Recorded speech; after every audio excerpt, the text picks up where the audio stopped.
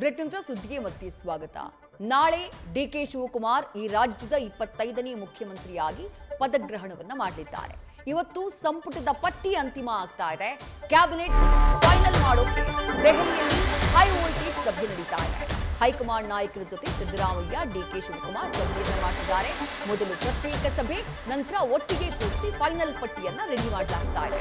ರಾಹುಲ್ ಗಾಂಧಿಯವರ ನೇತೃತ್ವದಲ್ಲಿ ನಡೀತಾ ಇರುವಂತಹ ಮೀಟಿಂಗ್ ಎಐಸಿಸಿ ಅಧ್ಯಕ್ಷ ಮಲ್ಲಿಕಾರ್ಜುನ ಖರ್ಗೆ, ಕೆಸಿ ವೇಣುಗೋಪಾಲ್ ಸಮ್ಮುಖದಲ್ಲಿ ಸಂಪುಟದ ಪಟ್ಟಿ ಫೈನಲ್ ಆಗ್ತಾ ಇದೆ. ಸಿದ್ದರಾಮಯ್ಯ ತಮ್ಮದೇ ಪಟ್ಟಿಯನ್ನ ಕೊಟ್ಟಿದ್ದಾರೆ, ಡಿಕೆ ಶಿವಕುಮಾರ್ ತಮ್ಮದೇ ಪಟ್ಟಿಯನ್ನ ಕೊಟ್ಟಿದ್ದಾರೆ. ಆ ಎರಡೂ ಪಟ್ಟಿಗಳನ್ನ ಪರಿಶೀಲನೆ ಮಾಡಿ ಹೈಕಮಾಂಡ್ ನಿರ್ಧಾರವನ್ನ ತೆಗೆದುಕೊಳ್ಳುತ್ತೆ. ಇವತ್ತೇ ಸಚಿವ ಸಂಪುಟ ಸೇರೋರ ಲಿಸ್ಟ್ ಫೈನಲ್ ಆಗುವಂತಹ ಎಲ್ಲಾ ಸಾಧ್ಯತೆಗಳಿದ್ದಾವೆ. ನಾಳೆ ಡಿಕೆ ಶಿವಕುಮಾರ್ ಅವರ ಜೊತೆಗೆ ಎಷ್ಟು ಜನ ಸಚಿವರಾಗಿ ಪ್ರಮಾಣ ವಚನವನ್ನ ಸ್ವೀಕರಿಸುತ್ತಾರೆ ಅಂತ ಹೇಳಿ ಕಾದು ನೋಡಬೇಕು.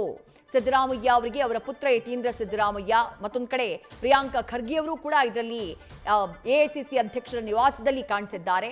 ಸಭೆ ಹೈ ವೋಲ್ಟೇಜ್ ಸಭೆ, ಯಾರ ಆಪ್ತರು ಎಷ್ಟು ಮಂದಿ ಅವಕಾಶವನ್ನ ಪಡ್ಕೊಳ್ತಾರೆ ಅಂತ ಹೇಳಿ ಕಾದು ನೋಡಬೇಕು.